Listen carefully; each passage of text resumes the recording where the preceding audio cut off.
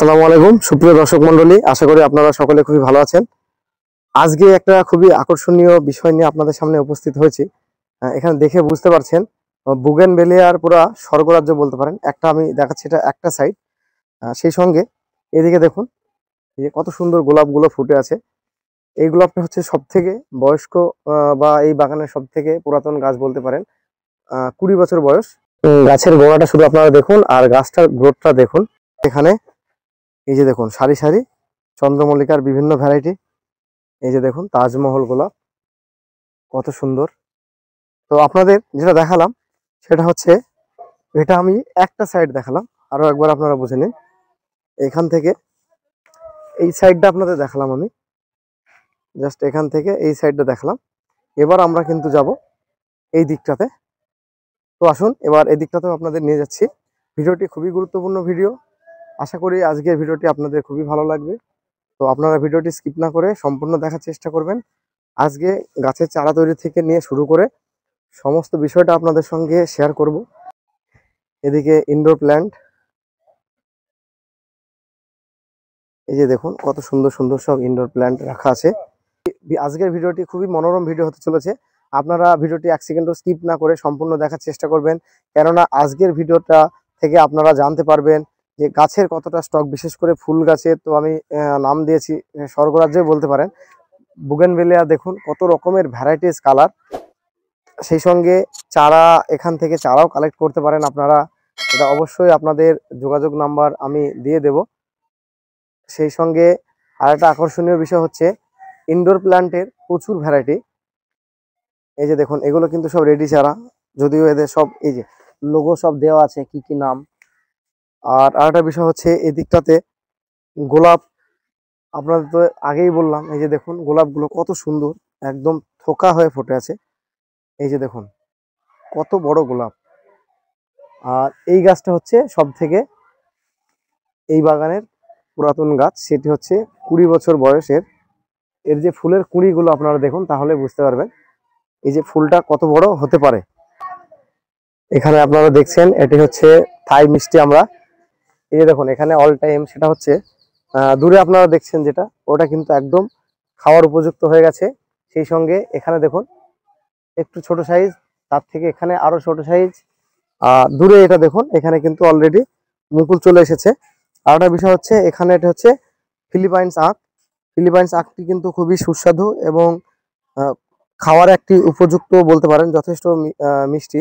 আর এখানে এই যে দেখুন আপনারা, এখানে কিন্তু সুন্দরভাবে মাছ চাষ করা হয়েছে।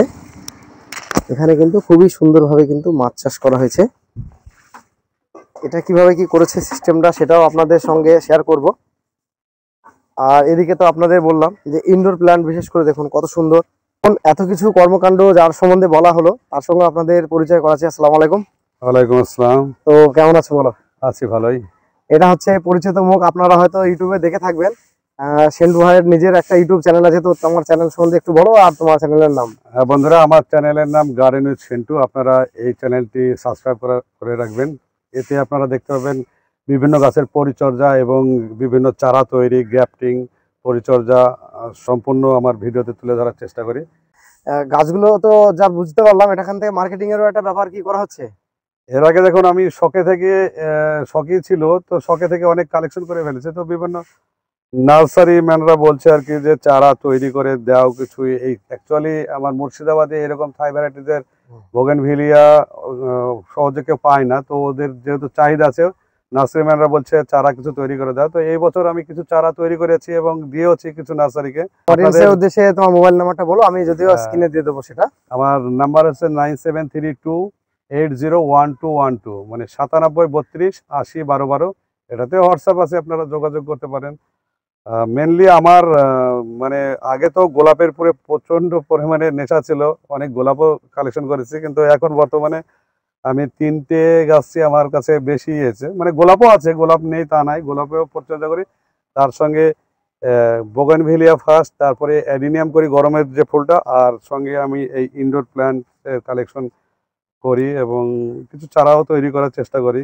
তো আসুন সেন্টু ভাইয়ের সঙ্গে সেন্টু ভাইয়ের সম্পূর্ণ বাগানটা আপনাদের দেখাবো। তো সর্বপ্রথম এই যে আমি যে ওয়ান টাইম গ্লাসগুলো দেখছি, এগুলোতে কিসের চারা তৈরি করা হয়? সমস্ত চারা কি এভাবে ছোট থেকে তৈরি করা হয়? অনেক চারা এখানে তৈরি করা হয়। আর এগুলো কি বিক্রির জন্য রেডি আছে? আর এখানে বিভিন্ন সবই থাই ভ্যারাইটিস বোগানভেলি আছে, ফায়ার ওপাল থেকে ক্রিস্টিনা সবই আছে। এগুলো জাস্ট আমি অনেক করেছিলাম, আরো ছিল অনেক, মানে সেগুলো বিক্রি করা হয়ে হ্যাঁ গেছে তাই তো? কিছু বিক্রি করেছি। আচ্ছা, তো চলুন এবার আমরা বুগেনভেলিয়ার দিকে আস্তে আস্তে এগোবো। আচ্ছা, এখানে সব থেকে পুরাতন বুগেনভেলিয়া গাছ কোনটি? এটা তো অনেকটাই মোটা দেখছি। এখানে পুরোনো বলতে গেলে যত দেশি ভ্যারাইটিস গুলো আছে, দেশির মধ্যে কয়েকটা ভ্যারাইটিস আছে সেখানে, এখানে কয়েকটা দেখতে পাচ্ছেন না, ওই নিচ দিয়ে এইদিকে প্রচুর পরিমাণে আছে, সেগুলো অনেক পুরনো। আর একই গাছে কি অনেক রকমের গ্রাফটিং করা আছে, মাল্টি হ্যাঁ গ্রাফটিং করা হয়? হ্যাঁ আছে, কিছু গাছ আছে। এই যে এই গাছগুলো দেখছেন সবই পুরনো গাছ। এগুলো সব এগুলো পুরাতন গাছ, তাই তো? মানে দেশি ভ্যারাইটিস হলে খুব সুন্দর ফুল দেয়। ও, আচ্ছা আচ্ছা এটা যেমন ওয়াজেদ আছে, আচ্ছা। এখানে শুভ্রা আছে, অনেক ভ্যারাইটিস আছে, এগুলো সবই মানে অনেক পুরনো। আর এগুলো বডি গুলো দেখাও তাহলে বুঝতে পারবেন। হ্যাঁ, নিচের বডি গুলো হ্যাঁ, আচ্ছা, অনেকটাই পুরাতন গাছগুলো। আর একটা বিষয় হচ্ছে সামনের গুলো সবই থাই ভ্যারাইটির আছে, তাই তো? মানে এদের এগুলো মাদার হিসেবে রাখা হচ্ছে, এখান থেকে ওখানে গ্রাফটিং এখান করে থেকে চারাটা প্রপাগেশন করি, চারাটা চারা তৈরি করা তৈরি হচ্ছে, করি, তাই তো? মানে গ্যাপটিং, গুটি আচ্ছা। কলম। আর একটা সব থেকে আশ্চর্য বিষয় যেটা দেখাবো এবার, দেখুন আপনারা গোলাপটা দেখুন। এটা হচ্ছে এটা তাজমহল, তাজমহল গোলাপ, তাই তো? বিশাল বড় ফুল হয়, এই যে খুব দেখুন, সুন্দর। এর মানে ছোট অবস্থায় যখন কুড়িটা তখনই কিন্তু এরকম পজিশন, তাহলে তো হবে এখানে। আর এইগুলো কি বেগুন আছে? এগুলো অ্যাকচুয়ালি একটি কালারিং বেগুন। মানে আমি তো প্রথম অবস্থায় ফুল এই এসেছিল এই ওগুলো যে ভেঙে দেখুন দিয়েছি, আপনারা। মানে তারপরে এটা ফার্স্ট শুরু হচ্ছে, খুব সুন্দর কালার। আর এবার আমরা ওই ওই ওই দিকটাতে একটু যাব। টোটাল গোলাপের কালেকশন কতগুলো আছে? এ তোমার প্রায় 60+, মানে 60-এর উপরে গোলাপ আছে আমার টোটালে। এই যে দেখুন, এখানে কিন্তু সব থেকে পুরাতন গোলাপ তো এটাই বলেছিল আমাকে সেন্টু ভাই। এই গোলাপটা সব থেকে পুরাতন, তাই তো? এটা বয়স কতদিন হচ্ছে? ওইটা 20 বছর তো হবেই। এটা আমি গাছটার গোড়াটা দেখাতে বলবো। 20 বছর গাছটার বয়স। এই যে দেখুন আপনারা, এই গাছটাকে একটু সরাও তাহলে বুঝতে পারবে।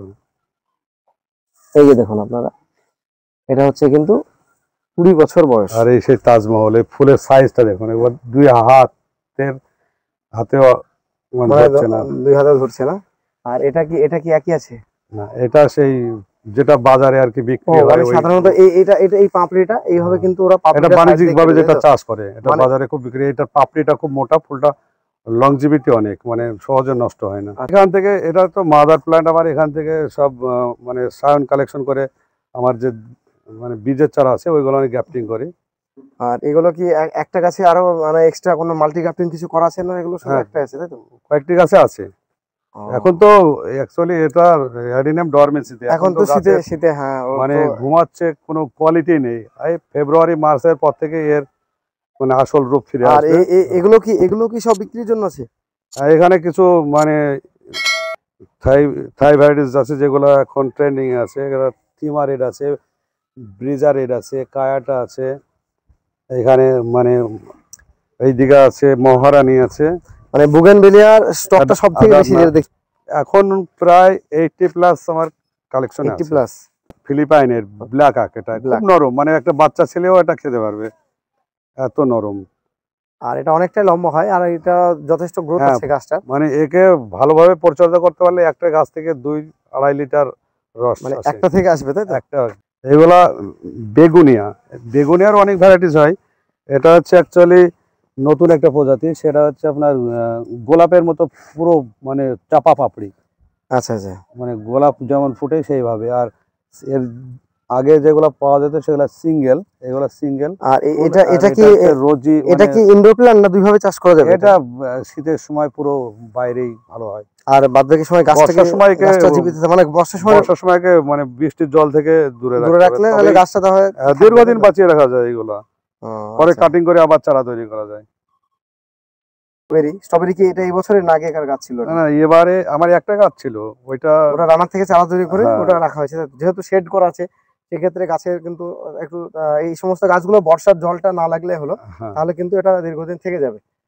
তো আর বিশেষ করে অডিয়েন্সের উদ্দেশ্যে একটা জিনিস যেটা যদিও তুমি তোমার চ্যানেলে অনেক ভিডিওতে বলেছো, সেক্ষেত্রে আরেকবার জানতে চাচ্ছি যে যে ফুল ফল সবজি যাই লাগাক না কেন, সর্বফার্স্ট মাটি তৈরি থেকে শুরু করে কিভাবে কি ওটা করবে, যদিও আমি অনেক ভিডিওতে বলেছি।